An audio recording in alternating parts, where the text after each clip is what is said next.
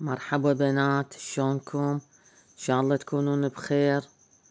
مبارك عليكم شهر شعبان المبارك وولادة الأئمة الأطهار. اليوم حبيت أراويكم هاي بعد صلاة المغرب رحنا للزيارة. اكو يمنا مقام قريب كلش، مقام السيد إدريس عليه السلام، كلش مكان حلو. رحنا للزيارة بس كان كلش ازدحام، يعني ما قدرنا. ما شاء الله يعني ناس كلش هواية وزخم كلش قوي.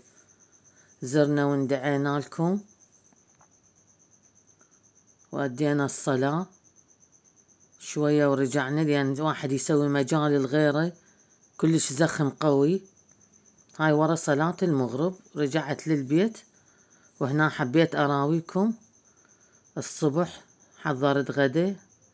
هاي سمكة نظفتها، شرحتها، تبلتها كركم وكمون وملح وعصير الليمون. خليت بالصينية مال الشوي رشة ملح خليتها عليه، تبلتها وبعدين دخلتها الفرن. أخذت وقت ساعتين، طلعت شكلها يجنن. هاي حضرتها للغدا، سويت وياها تمن زعفران. هاي حبيت أعطيكم شوية أفكار للغدا. هنا سلطة ولبن، بصل خليت عليه سماق، ليمون، طماطة.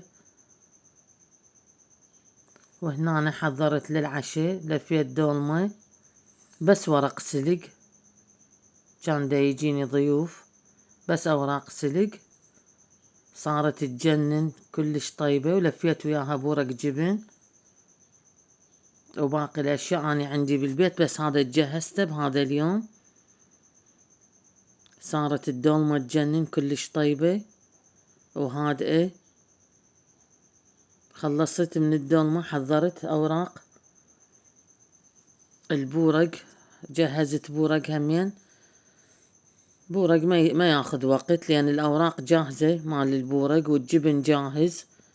إذا يعجبك تخلين وياه معدنوس أو حبة سودة أو زعتر، شنو يعجبكم. أنا رادوها هالمرة سادة. هاي الأوراق الحاضرة مال البورق العفو.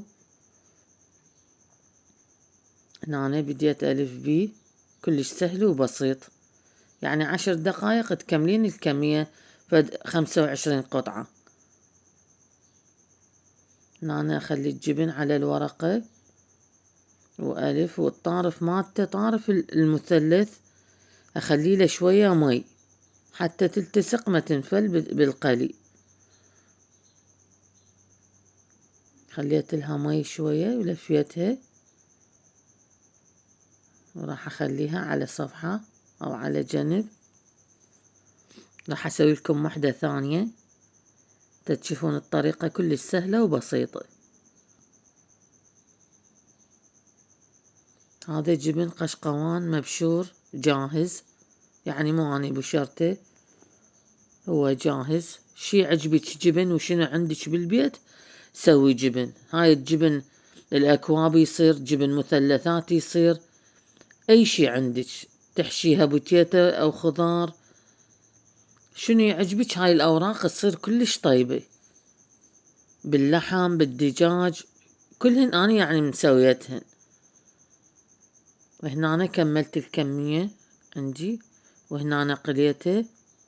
شوفوا أصدقائي الجبن شلون ساح، يجنن، صار